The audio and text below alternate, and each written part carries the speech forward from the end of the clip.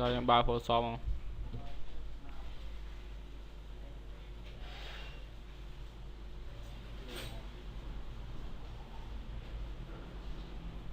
បាទបើយើងបង្កើត background មួយបាទណាតាមទំហំកុងទ័រយើងទៅ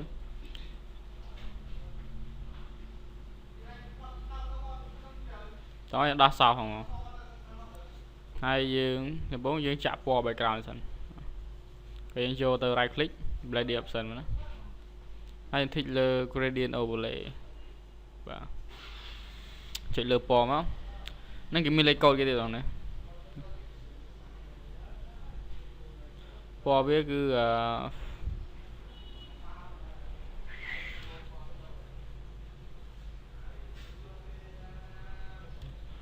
ពណ៌គឺ021 F 1A ណាអូខេហើយពណ៌ទី2គឺពណ៌សណាបាទយើងមិនដូរទេបាទតោះមើលត្រង់ mid point វាចំណុចពណ៌វាបាទ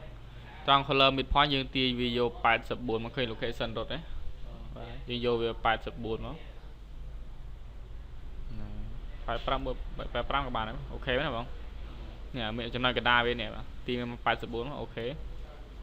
ហើយត្រង់ style យើងយក radial ណា radial còn thíchលើ reverse ផងមក radial ហ្នឹង style move មកណាហើយ reverse ហ្នឹងសម្រាប់ត្រឡប់ពណ៌មកអូខេណាត្រឡប់ពណ៌វិញមកសចូលក្នុងនេះចេញក្រៅអូខេណាដូច្នេះបងចុច control O ដើម្បីបង្ហាញបន្ទាត់គីគេនេះបាទ control O ហើយយើង right click លើបន្ទាត់នេះទៅយើងយកជា centimeter ផង centimeter ណាយើង right click លើបន្ទាត់យក centimeter តោះមកយើងចូលទៅ view new guide សម្រាប់កំណត់បន្ទាត់ថ្មីណា horizontal នឹងបន្ទាត់ផ្ដេក vertical នឹងបន្ទាត់ប្រឈរណាបើទីលើ vertical ហើយត្រង់ position យើងយក4ណាពេលយើងដាក់4មកនេះអូខេបន្ទាត់វា load មក4នឹងបណ្ដោយណាតាមចំណុចបន្ទាត់នេះ4មកយើងយក4 5 6បងណាតមក5តមក6 4 5 6មកចូលទៅ view new guidance យើង tick លើ horizontal ម្ដងហ្នឹងគឺបន្ទាត់ផ្ដេកណាបន្ទាត់ផ្ដេកយើងយក2 3 5ណា2 3 5 3ចូលទៅទៀត5ដំបូងគេត្រូវកំណត់បន្ទាប់ដែលយើងគូស្អាតមកណាបាទយើងអាចចុចលើនេះបានអត់ទេចុចលើណាហ្មងចុចលើ ruler ហ្នឹងចុចទីយើងចង់ទាញដែរចេះហ៎ចុចបង្កើតកើតទៅបើយើងទាញធម្មតាយើងស្មានតែត្រូវលេខវាអត់ណាស្មានតែត្រូវណាបាទដូច្នេះគេមានកណ្ដាលគេត្រឹមត្រូវបើយើងគាត់ទាញស្មាននេះស្មានដឹងវាត្រូវលេខ3នឹងអត់អត់ត្រូវទេណាបាត់ចោលទៅតោះមកយើង new layer មកកាត់ layer ថ្មីបងប្រើឧបករណ៍មួយឈ្មោះថា pen tool ចូលដល់ pen tool ទៀតណា pen tool ហើយបងគូចេះបងคลิกខាងលើនេះមួយមកក្រោមមួយคลิกទៀតមកខាងលើទៀតហើយទៅភ្ជាប់ដល់ដើមវិញមកនេះគូរៀងចេះហ្នឹងណាហើយយើងប្រើឧបករណ៍មួយឈ្មោះថា add anchor point tool add anchor point tool ឧបករណ៍សម្រាប់បន្ថែមចំណុចពុតណា add បន្ថែមណាបាទបងប្រើវាមកបង add ចេះ add ចំបន្ទាត់នេះមួយមកខាងនេះមួយហើយខាងលើមួយដែរមកតោះក៏បងដាក់ម៉ៅក្នុងនេះមកយើងមិនប្រើផ្សេងគាត់ដាក់ម៉ៅនេះទៅទាញទៅចុច shift ផងណាshift ទាញលើមកហើយខាងនេះគាត់ដាក់ម៉ៅគ្នាដែរទាញចេញមកទីជិមក្រៅដែរមកហើយចង់ពុតវាក៏យើងចុចលើខ្សែនេះពុតទៅចុចលើនេះទៀតពុតទៀតទៅតោះហើយបងនេះពុតវាទៅបាទតោះមកយើងចង់ឲ្យវាខ្លាយជារៀង selection ធ្វើយ៉ាងម៉េចបងគាត់តែយើង right click មកយើងយកពាក្យថា make selection បង្កើតជា selection ចុចទៅត្រង់ fader radius ឲ្យវាព្រាលយើងមិនបាច់យកទេបងមិនបាច់ដូចទេ make selection ទៅអូខេទៅណាវាចេញជា selection ទេបងបាទ ต่อมายังปรับกอ gradient tool gradient tool បាទត្រង់ពណ៌ខាងលើនេះបាទគឺមានលេខកូដវាទៀតណាលេខកូដទី1បងយក7 E7 3 ដងណាពណ៌ទី2ដូចជា B2 ណា B2 3 ដងមកបាទអូខេហើយត្រង់ style មកយក radial ផង style មូលណាតោះមកយើងអូសមកយកអូសក្នុង selection យើងគឺពីឆ្វេងមកស្ដាំមកបញ្ឆិតគ្នាណាអូបញ្ឆិតមកអូបញ្ឆិតពីឆ្វេងមកស្ដាំមកណាអូក្នុង selection មកណាតោះមកយើងចូលទៅ select modify contract ទៀតបាទហ្នឹងគឺសម្រាប់ធ្វើអីគេបងយើងធ្លាប់ជួបច្រើនដងហ្នឹងបាទសម្រាប់បង្រួម selection មកណាបាទអាហ្នឹងគឺយើងយក10ណាបាទអូខេគឺបង្រួមមកយើងចាក់ពណ៌សចូលទៀតបាទចាក់ពណ៌សយើងចូលទៅ contract ទៀត select modify contract បាទហ្នឹងគឺយើងយក2ម្ដង2មកយក2ហើយយើងប្រើឧបករណ៍ gradient tool យ៉ាងដែរអូសពីស្ដាំមកឆ្វេងវិញក្នុង selection ហ្នឹងទៀតអូសពីស្ដាំមកឆ្វេងក្នុង selection ហ្នឹងទៀតទៅបាទហើយចូលទៅ select modify contract ទៀតបាទគឺយើងដំឡើង10វិញដំឡើង10វិញទៅbây giờ là đo tao mới dương một cái layerថ្មីបាទ new layer ហើយ layer ទី2ណាហើយប្រើឧបករណ៍ gradient tool ដដែលបាទត្រង់ពណ៌ខាងលើបងជ្រើសរើសពណ៌តាមចំណង់ចំណូលចិត្តណាពណ៌អីក៏បានដែរគេណាយកពណ៌នេះចុះបាទអូខេហើយត្រង់ style វាយក style linear gradient វិញ style ធម្មតាវិញបាទយកអូសពីលើមកក្រោមក្នុង selection មកអូសពីលើមកក្រោមក្នុង selection ណាតោះមកយើងអូរហើយយើងបង្កើត layer មួយទៀត new layer មួយទៀតមកហើយចាក់ពណ៌ខ្មៅចូលហើយយើងរំកិល select ចុះមកក្រោមបន្តិចដល់ប្រើ key យើងយកមកក្រោមណាប្រើ arrow key យើងចូលមកក្រោមមកទៅមកបាទហើយចុច delete លុបវាណាចុច delete ទេណាដល់ select ចេញ control D មកហ្នឹងគឺយើងចង់ធ្វើកន្លែងនេះអូខេមានស្នាមស្នូតខ្មៅហ៎នេះស្នាមខោខ្មៅហ៎បាទហ្នឹងគឺយើងនៅកន្លែងនេះឯងតោះមកយើងបន្ថយ opacity 30ដែរមក opacity 30ទៅ opacity យក30បាទតោះមក new layer មួយទៀតបាទកើត layer ថ្មីយើងប្រើឧបករណ៍មួយឈ្មោះថា elliptical marquee tool យើងគូមកគឺយើងចង់ធ្វើអាស្នាមឆ្នូតនេះមកនេះស្នាមឆ្នូតទៅណាឥឡូវយើងគូប្រើឧបករណ៍ហ្នឹងគូមកប៉ុណ្ណេះហ្នឹងបើយើងចង់កាត់យកចំណុចកណ្ដាលនេះទេបងនេះចង់មកឆ្នូតស្នាមនេះទេបាទអត់អីទេយកប៉ុណ្ណឹងទេបាទតោះចាក់ពណ៌សចូលបាទមិនសិនទេបាទ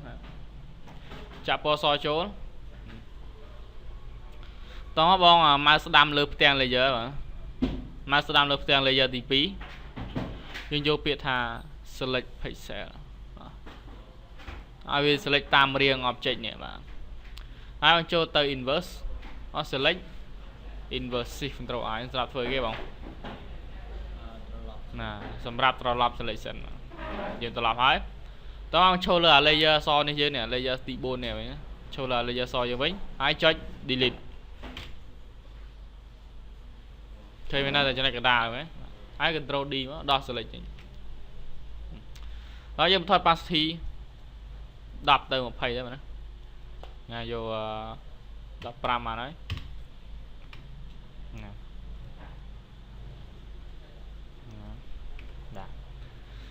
បាទឥឡូវយើងបាន logo មកតមកនៅ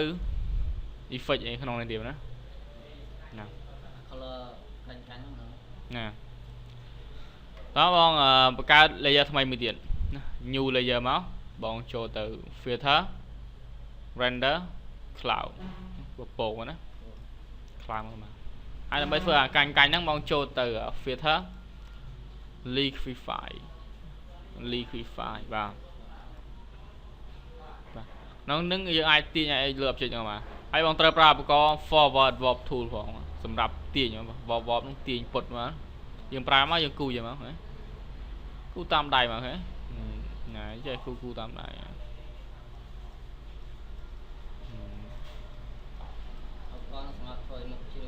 ណាយ៉ាទាញមុខទាញអីធំអីណាណាយើងចូលតាមហ្នឹងអូខេមកហេបាទតោះមក new layer មួយទៀតបាទយើងចាក់ពណ៌ gradient ចូលណាប្រើពណ៌ gradient មកបាទត្រង់ពណ៌ខាងលើបងជ្រើសរើសពណ៌តាមចំណង់ចំណូលចិត្តអូខេមកណាយដាក់đâyចុះអូមក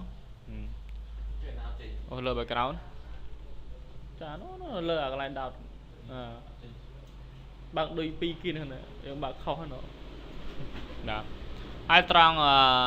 blending mode គឺត្រង់ដល់មកតែឈ្មោះវាគឺ blending mode យើងយកជាអីគេបងដើម្បីវាស៊ីពណ៌ក្រោយណាហើយយើងប្រើជាមួយនឹង overlay ហេបាទ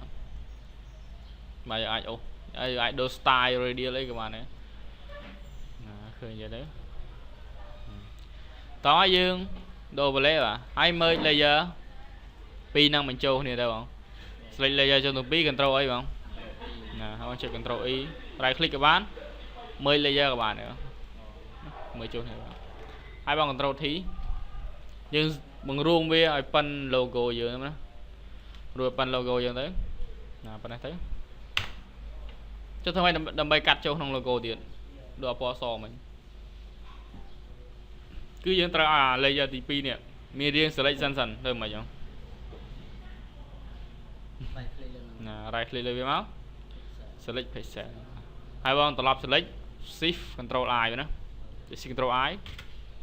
ហើយយើងត្រូវឈរលើ layer ទីលើគេវិញណាទី6នេះវិញចុច delete ទៅហើយដាក់ select ចេញ control D ណាតោះមកយើងទាញ layer វិញនេះទីវាដាក់ខាងក្រោម layer ទី3មកហើយណាក្រោមអក្សរយើងឆ្នោតតាមសហើយទី layer លើគេដាក់ខាងក្រោម layer ទី3បាទ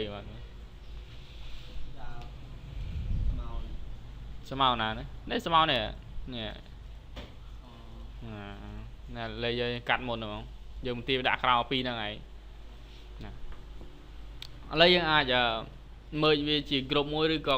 control E ក៏បានសម្រាប់វាក៏បានដាក់ control E ចុះបាទឥឡូវយើងនេះទៀតអក្សរណាអក្សរហើយដើម្បីដាក់បន្ទាត់នេះចេញបងអាចចូលទៅ view clear guide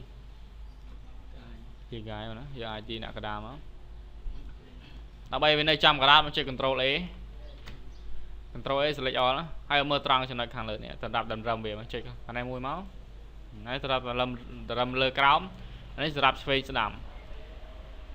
ហើយវានៅចាំកណ្ដាលដោះ select ចេញហ្នឹងតោះយើងសេអក្សរចូលសេអក្សរចូលដាក់ font អីគេជានេះ font boom ណា font boom បបណា font វា font boom បប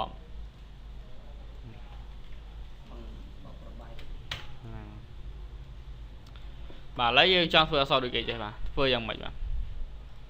បងសេអក្សរចូលមកបន្តមកបង right click blending option មកណានេះសិនបងធីកលើ bevel and emboss ឲ្យវាផុសតិច bevel emboss មកយើងអាចសេរីវាដាក់ខ្លាំង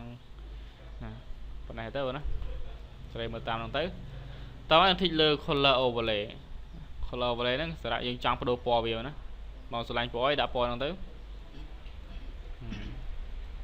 ដាក់ពណ៌ដូចគេចុះបាទអូខេហើយធីកលើគេមួយទៀតបង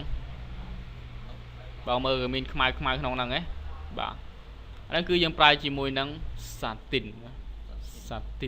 ចុចលើ satin មកឃើញខ្មៅហ៎ខ្មៅហើយដើម្បីវាដិតខ្លាំងគឺ opacity នេះ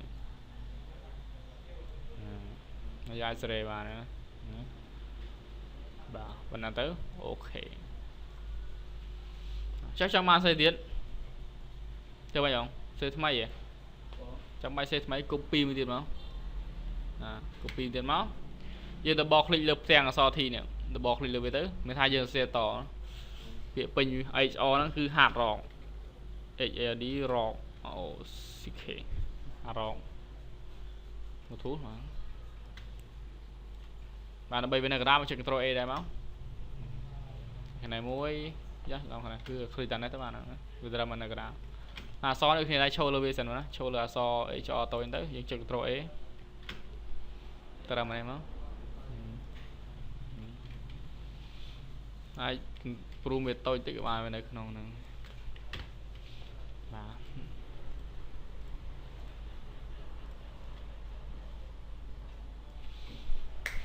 chọn xây mùi